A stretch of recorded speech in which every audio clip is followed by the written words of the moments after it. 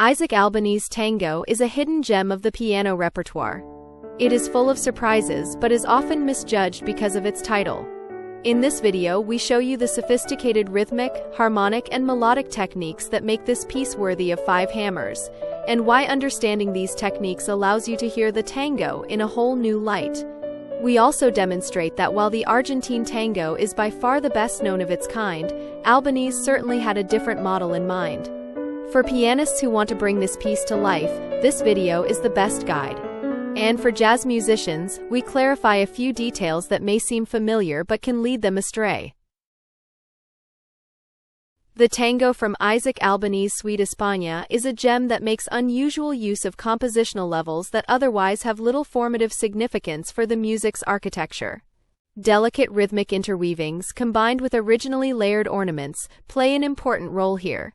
In addition, the harmonies and scales, which are borrowed more from a tradition of monophony, testify to Albéniz's deep understanding of Spain's multicultural musical practices. The way he combines monophonic techniques with harmonic sophistication leaves us in awe of his high artistry. We will return to this later. First of all, it is striking how Albéniz fragments the upbeat 8th note of the duple meter and places it in stark contrast to the held note on the first beat of the measure.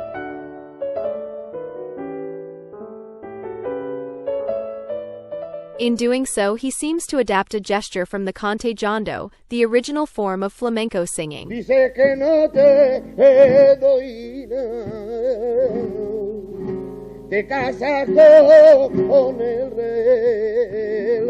broken character of the vocal upbeat figure is also evident in the juxtaposition of 2 ornaments right at the beginning.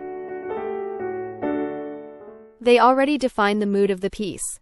The enclosure in the melody and the chromatic grace note in the bass create a microtension reminiscent of Indian or Arabic melismatics. Albéniz also employs chromatic approximations from below in other passages. Chromatic approximations are a common technique in jazz. Here, however, they have a different origin. Albéniz seems to be imitating how sustained notes in flamenco singing are targeted intonationally. The pairing of dotted 8th notes and 16th notes on the one hand with 8th note triplets on the other is also broken up. Jazz musicians might be tempted to read this dotted 8th note figure as notating a ternary pulse, as is customary in swing notation. That would be a misunderstanding. As in the introductory pairing of different ornaments, the contrasting rhythmic patterns here create a microtension. Albéniz designates the piece as a tango. One might naively interpret this as a reminiscence of the Argentine tango, with which the genre is most commonly associated. But does that get to the heart of the matter? The España cycle, of which the tango is a part, was composed before 1890, the date of its first publication. Early forms of the Argentine tango already existed at that time. However, at that time in Spain, the tango flamenco was very popular, which incorporated influences from the Afro-Cuban habanera and must be understood rather as a variant of this tradition, from which Albéniz was influenced. The accompanying figure with which Albéniz tango is introduced is unambiguous. As we have seen, he also uses elements of the monophony found in Indian and Arabic music. The delicate ornamentation and the chromatic approximations, reminiscent of quarter-tone trills, point to this. The harmonies and scales that Albéniz uses also point strongly to the flamenco tradition. But before we examine this in detail, let's take a look at the overall harmonic structure. The melody in D major is repeated once, interrupted by an interesting first short intermezzo, which we will discuss later. This is followed by a middle section in B minor,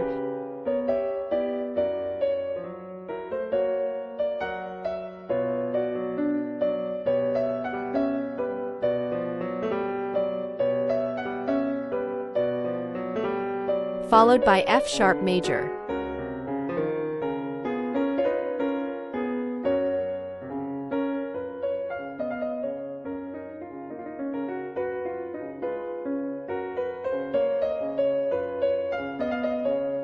A modulatory sequence descending in seconds via C sharp, B, and A leads back to D major and the opening melody.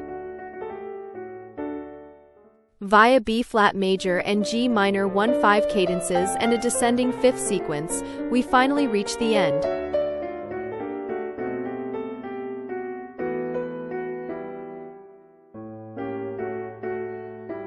Which reprises the measures of the intro.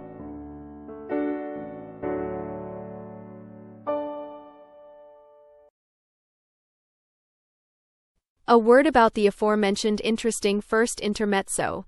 Measures 11 to 14 can be interpreted as a fragment of an Andalusian cadence, in which a natural minor key descends stepwise from the tonic to the dominant. In this case, these would be B minor, A major, G major, and finally F sharp major. Albéniz shortens this to B minor and G major. In a middle voice, the leading tone E sharp to F sharp minor is also found. The corresponding scale is the so-called double harmonic with F sharp as the root, consisting of two tetrachords, each with the interval steps minor second, minor third, minor second. In measure 17, Albéniz uses the second degree B half diminished in A major in the form of a modal interchange.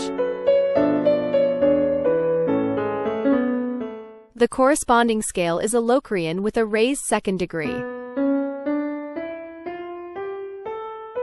The half-diminished C sharp minor chords from measure 27 correspond to natural Locrian. The half-diminished G sharp minor in measure 31, like in measure 17, is the result of a modal interchange and also fits best with Locrian with a raised second degree. All these minor variations bear witness to the influence of Spanish Romani music with its intricate rhythms and melodic influences from Indian and Arabic monophony. Albéniz is not the only one to have drawn inspiration from Spain's multicultural melting pot. The unique fusion of Western European harmony, Arabic monophony, and Romani expressiveness was already incorporated into Domenico Scarlatti's sonatas during the Baroque period. This video explains which popular flamenco harmonies can be found in his most famous sonata. You should definitely check it out. And you can download a PDF with the harmonization of Albéniz Tango, notes on the scales to use, and more from the Academia l'Art website. You'll find the link in the comments. It's also worth subscribing to our channel if you'd like to benefit from more analyses of works from the classical piano repertoire.